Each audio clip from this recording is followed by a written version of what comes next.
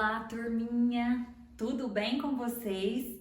Eu espero que esteja. Tia Mari está aqui hoje para mais uma aula de geografia. E nós iniciaremos nossa aula hoje agradecendo ao nosso bom Deus, porque Ele tem nos abençoado diariamente. Turminha, nós já estamos iniciando hoje o nosso capítulo 8 da nossa segunda apostila de geografia.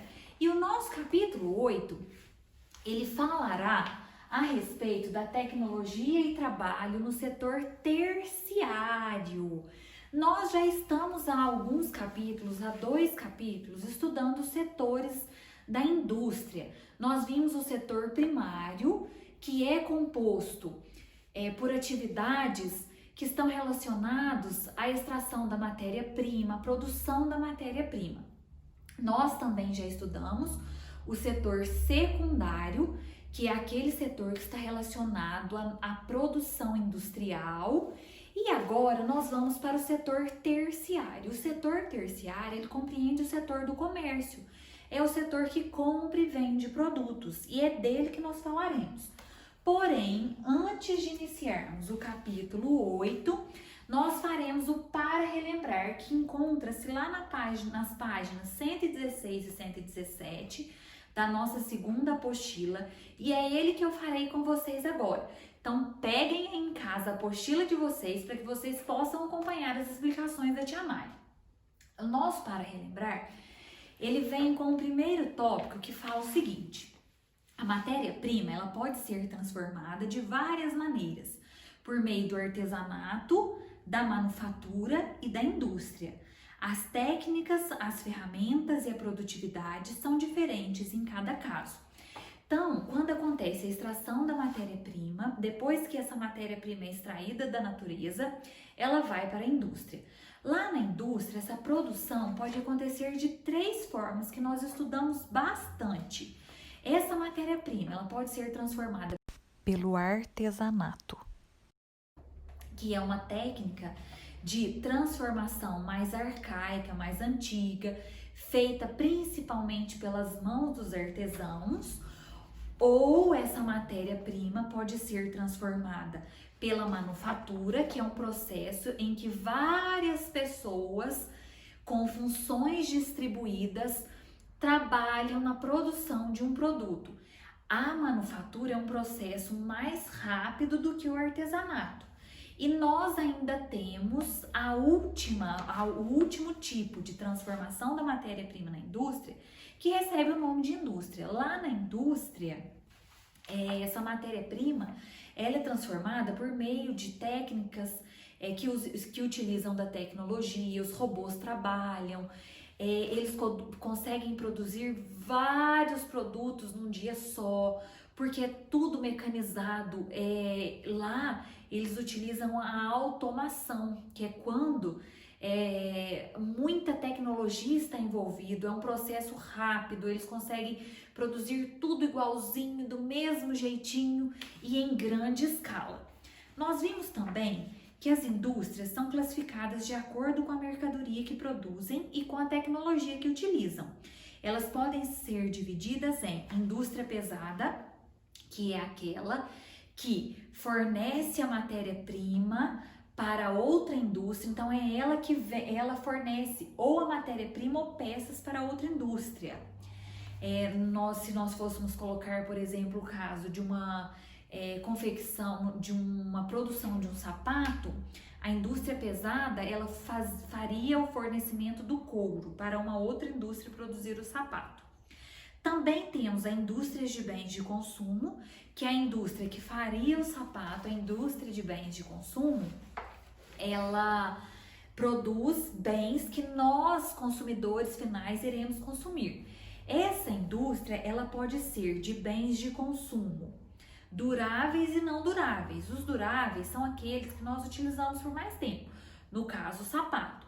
A de não duráveis, nós temos as indústrias alimentícias, que são aquelas em que os produtos estragam com mais facilidade. E nós temos também a indústria de ponta. A indústria de ponta é aquela que usa e abusa da tecnologia. E ela produz Por exemplo, equipamentos hospitalares, peças para aviões e também os nossos smartphones, né, que nós gostamos tanto. A atividade industrial, ela pode ser prejudicial ao meio ambiente, porém, existem práticas sustentáveis que podem ser adotadas para reduzir o impacto ambiental. Nós vimos que antigamente não existiam leis que obrigavam essas indústrias a tomarem medidas para não prejudicar o meio ambiente. Hoje existem leis, então essas indústrias, elas precisam de cuidar do meio ambiente. Nós vimos o exemplo lá de Cubatão, que foi uma cidade considerada por muitos anos a cidade mais poluída do nosso país, e eles investiram em tecnologia, em trabalho sustentável, em formas de proteger o meio ambiente e conseguiram reduzir em 90% a poluição da cidade. Hoje eles pensam no cuidado do meio ambiente, eles pensam nas gerações futuras que virão. Isso se chama sustentabilidade, usar os nossos recursos naturais pensando em preservar para as sociedades futuras que virão após a nossa. No passado, os operários trabalhavam por muitas horas em ambientes prejudiciais à saúde. Atualmente existem leis trabalhistas e as indústrias se automatizaram, aumentando a produtividade. Antigamente, os trabalhadores da indústria trabalhavam sem nenhum tipo de direito. Eles trabalhavam por muitas horas, não usavam equipamentos de segurança, não recebiam salários compatíveis com as funções que desenvolviam. Hoje não, existem leis trabalhistas, então esses operários, eles precisam ter um descanso semanal, eles precisam usar os equipamentos de segurança que nós estudamos, existe uma faixa salarial da qual eles precisam serem pagos dentro dessa faixa, não pode pagar muito mais nem muito menos. E assim nós finalizamos o Para Relembrar do nosso capítulo 7. Agora nós vamos passar lá para o início do nosso capítulo 8, que vai nos falar sobre a tecnologia e trabalho no setor terciário, que é o setor relacionado ao comércio. Aqui nós temos uma imagem e nessa imagem nós podemos ver que acontecem algumas formas de prestação de serviços. Como assim, professor? Nós temos uma pessoa que estava em casa e pelo jeito ela usou um aplicativo para fazer um pedido de comida, que nós também utilizamos bastante. Eu utilizo muito um aplicativo bem famoso que existe por aí. E ela pediu o alimento e esse alimento chegou através de um entregador lá na casa dela, Ela recebeu o alimento. Então houve uma prestação de serviço. Que nós vamos estudar bem a fundo já já. Você já percebeu que a tecnologia está mais presente no cotidiano das pessoas? Principalmente nesse período que estamos enfrentando. Nós estamos utilizando muito as tecnologias. Nós utilizamos os telefones para dar aulas, para frequentar as aulas, para pedir comida, para ir aos bancos. Hoje nós não vamos mais ao banco. Nós utilizamos os aplicativos que ficam aí nos nossos smartphones. Então hoje, principalmente nessa época, nós estamos utilizando muito a tecnologia. Um exemplo disso é a compra sem sair de casa, que é o que está retratado na nossa abertura. Outro exemplo também poderia ser quando a gente solicita um carro para nos pegar em casa, que é o serviço de Uber ou do 99. Nós não precisamos de sair de casa, apenas usando a tecnologia, nós chamamos esse carro para que ele nos leve ao lugar que precisamos ir, né? Nessa unidade, nós começaremos estudando o comércio. Então, o comércio, ele faz parte do setor terciário, né? E o comércio envolve serviços de troca, de venda, de compra de produtos. O setor terciário é caracterizado pela compra, venda e troca de serviços e produtos. O comércio é uma das atividades desse setor e acontece em diferentes locais. Olha, o comércio ele acontece nas lojas, nas farmácias, nos shoppings, na internet, nas feiras livres e assim por diante, nas praias. Em todo o mundo existem diversos tipos de comércio. Os principais são o comércio varejista e o comércio atacadista. O que é isso, tia Mari? O comércio varejista é aquele comércio que vende em pouca quantidade diretamente para o consumidor. Então, a tia Mari vai lá no supermercado. Aqui em Varginha nós temos, por exemplo, o ABC. Tia Mari vai lá fazer compra. Mas eu vou fazer compra hoje para a minha casa. Esse comércio é um comércio varejista. Eu estou indo lá comprar produtos apenas para o meu consumo e o consumo da minha família em pequena quantidade. O comércio atacadista é o contrário do comércio varejista. O comércio atacadista, ele vende em grande quantidade aos revendedores. Agora eu vou usar um outro exemplo. Eu tenho uma amiga daqui de Varginha que tem um restaurante e ela também faz compra lá no ABC, só que ela compra em grande quantidade, porque ela faz compra para o restaurante. Lá ela utiliza uma grande quantidade de comida, porque ela tem vários clientes. Então essa amiga minha, ela pratica lá o comércio atacadista, porque ela compra em grande quantidades. O ABC é um supermercado que tanto faz a venda de produtos no atacado e no varejo. Então, ele tanto vende para comerciantes, que é o caso da minha amiga que possui o restaurante, como para o consumidor final, que sou eu. Então, nós podemos ir lá fazer compra para as nossas casas e os comerciantes fazem para os estabelecimentos que eles possuem aqui na cidade. Eles vendem em pequena quantidade, varejista, em grande quantidade, atacadista. Além desses tipos de comércio, também podemos encontrar atividade comercial entre países. Como que acontece essa atividade comercial? O Brasil é um país que exporta petróleo para vários países do mundo. É um comércio entre países. Entre empresas, então existem empresas que realizam o comércio.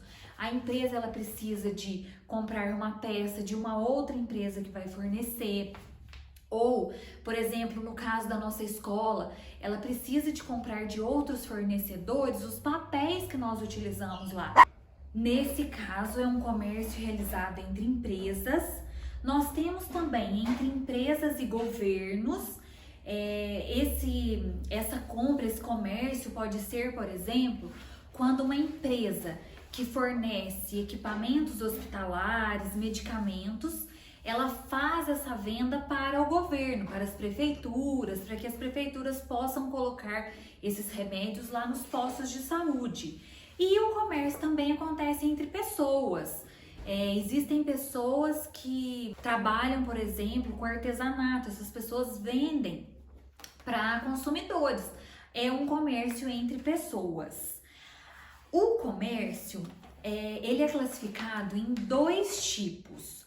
Nós temos o comércio formal, que eu vou explicar para vocês, e o informal. Então, nós vamos ver primeiro o comércio formal. Aqui, a tia Mari projetou para vocês a imagem de um supermercado. Então, nós temos um supermercado que está cheio de pessoas fazendo compras, cheio de mercadorias. E ele retrata muito bem um exemplo de comércio formal. Por quê? Nesse tipo de comércio, a atividade comercial é registrada e paga impostos sobre os produtos vendidos. Como assim, tia Mari? O comércio formal é aquele em que o dono do estabelecimento, aqui no caso o dono desse supermercado, ele paga imposto sobre as mercadorias que ele vai vender. Os funcionários que trabalham aqui para ele são registrados, são funcionários que possuem carteira de trabalho assinada. Esse comerciante, dono desse estabelecimento, ele paga impostos para que esse supermercado possa permanecer aberto. E esses impostos, eles são revertidos em serviços públicos, serviços que devem ser prestados à população, como serviços relacionados à saúde, relacionados ao transporte, à educação, às escolas, aos hospitais, ao asfaltamento de ruas. Então, esse é o comércio formal, quando o comerciante ele paga impostos ao governo para que o estabelecimento dele fique aberto e esses impostos são revertidos em serviços públicos, em benefícios para a população. O governo tem que reverter esse dinheiro em investimentos para a população. Comércio informal. O comércio informal, ele é praticado por pessoas que não têm um emprego formal, ou seja, essas pessoas não possuem a carteira de trabalho assinada. E nesse tipo de comércio, os impostos não são recolhidos. Então, é ao contrário daquele supermercado que nós vimos, quem pratica o comércio informal não paga imposto ao governo. Aqui, muitas vezes nós temos os vendedores ambulantes. São aqueles vendedores que nós encontramos nos camelôs, nas calçadas, nas praias. Esse comércio, ele é classificado como comércio informal, porque as pessoas que fazem a venda desse produto, elas não pagam impostos para o governo. Muitas vezes essas pessoas até são fiscalizadas pela polícia ou por órgãos responsáveis do governo e acabam tendo toda essa mercadoria apreendida. A gente vê às vezes na televisão. Outro tipo de problema desse comércio aqui é que o comerciante, no caso nós, não somos protegidos por lei, nós não temos os nossos direitos garantidos. Vamos supor que a Tia Mari foi lá naquele supermercado do comércio formal e eu comprei naquele supermercado uma cafeteira para fazer um cafezinho bem gostoso na minha casa. Quando eu cheguei aqui na minha casa, abri a caixa da cafeteira, liguei na tomada, a cafeteira não funcionou. A Tia Mari vai pegar a notinha que ela comprou lá naquele supermercado, vai levar a cafeteira e o supermercado terá de fornecer um novo produto, porque aquele produto que eu comprei, ele veio o quê? Estragado.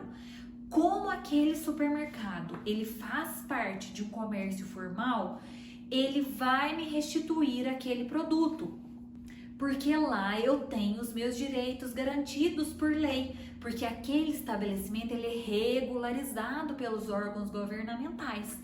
Agora a Tia Mari tá lá na praia sentada em um dia de sol e aparece um vendedor ambulante vendendo um rádio. Um radinho bem pequenininho, caixinha de som. E a Tia Mari compra aquele radinho ou aquela caixinha de som e leva para casa. Chegando lá, aquela caixinha de som, ela não funcionou. O que acontece? A Tia Mari não tem nem notinha para fazer a reclamação. Como aquele comércio ele é informal, ele não é registrado pelos órgãos competentes, acaba que o consumidor ele fica sem o direito de adquirir, de pedir, de reivindicar um novo produto. Então, nesse caso, o consumidor acaba saindo no prejuízo, né? Acontece muitas vezes isso por aí. Nós vemos muitas pessoas reclamando na internet, em programas de televisão, que não tiveram seus direitos do consumidor garantidos. Agora, vocês podem falar, mas Tia Mari, o que é direitos do consumidor? Nós vamos estudar um pouquinho o que são esses direitos do consumidor. Nós somos consumidores, porque nós vamos nas lojas, nos supermercados, nos shoppings e adquirimos produtos. E nós temos alguns direitos garantidos por lei, que seria o caso lá da cafeteira. Eu comprei uma cafeteira, a cafeteira estava estragada, o estabelecimento ele tem que me restituir um novo produto, porque veio estragado de fábrica, não fui eu que estraguei. Eu tenho a nota fiscal, é um direito do consumidor receber um novo produto. Além desse, nós temos outros direitos que eu vou conversar com vocês um pouquinho a respeito deles aqui agora. Você sabia que quando o consumidor é prejudicado, ele tem o direito de ser compensado pelo fornecedor ou prestador de serviços? Para ter nossos direitos garantidos, precisamos estar bem informados. Veja alguns exemplos a seguir. Para que nós tenhamos esses direitos do consumidor adquiridos de uma forma correta, nós precisamos entender esses direitos, porque existem pessoas também que acham que têm o direito e acaba não tendo. Essas pessoas muitas vezes pedem novos produtos sem ter o direito de pedir um novo produto. Então nós precisamos entender, estudar quais são esses direitos, para que na hora que aconteça o caso igual da tia Mari da cafeteira, eu possa ir lá e reclamar sabendo dos meus direitos. Um deles é quando compramos um produto e ele apresenta algum defeito, que foi o caso da cafeteira da tia Mari. Dentro de certo tempo após a compra, o fabricante é obrigado a consertá-lo ou até mesmo trocá-lo. Outro dos direitos: se uma pessoa se arrepender de uma compra realizada pela internet, ela pode devolver o produto em até 7 dias sem ter que pagar nada para o vendedor. Quando nós fazemos compra, por exemplo, pelo Mercado Livre hoje, essa compra chega na nossa casa, nós temos 7 dias para poder devolver esse produto.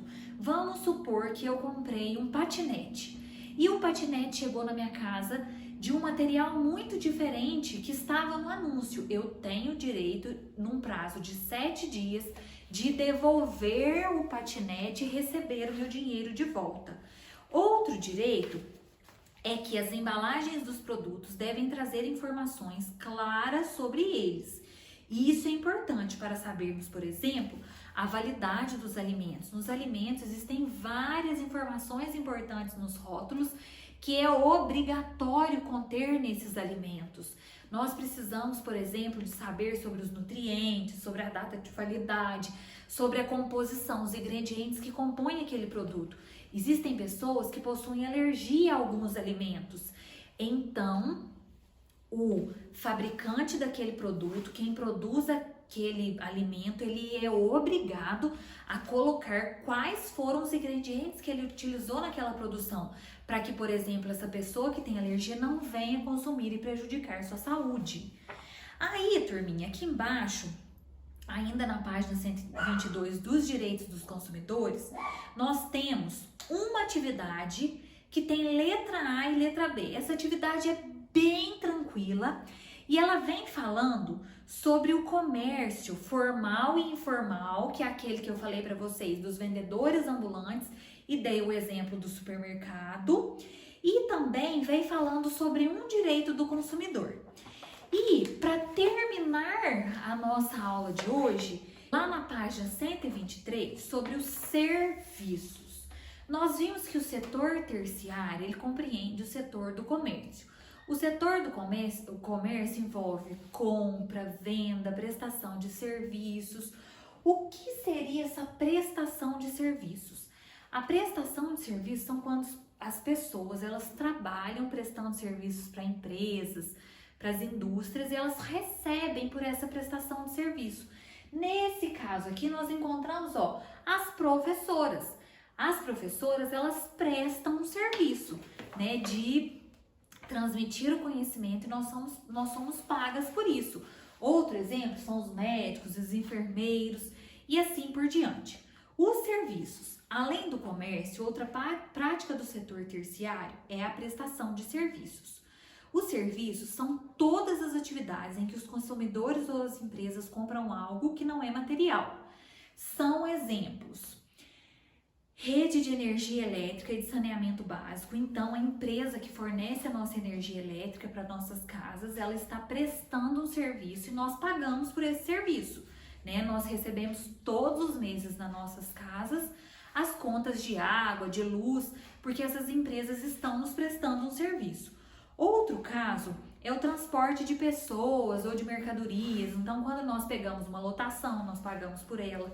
Quando nós vamos mudar, nós fretamos os caminhões que fazem as mudanças, né? Também englobam atividades de prestação de serviço. Nós temos também as hospedagens e hotéis, o turismo, são também atividades que fazem parte da prestação de serviços. Serviços de comunicação, telefonia, internet, serviços médicos, de saúde, de segurança, de limpeza, na educação. As atividades de prestação de serviços podem ser divididas entre atividades de prestação de serviços públicas e particulares. Por hoje nós vamos finalizar por aqui e na próxima semana eu conto para vocês quais são os serviços que estão relacionados à prestação de serviços públicos e à prestação de serviços privados, particulares. Então, turminha, nossa aula de hoje vai ficando por aqui. Eu encontro vocês amanhã na aula de história. Fiquem com Deus e um beijo no coração. Até a próxima aula, turminha. Tchau!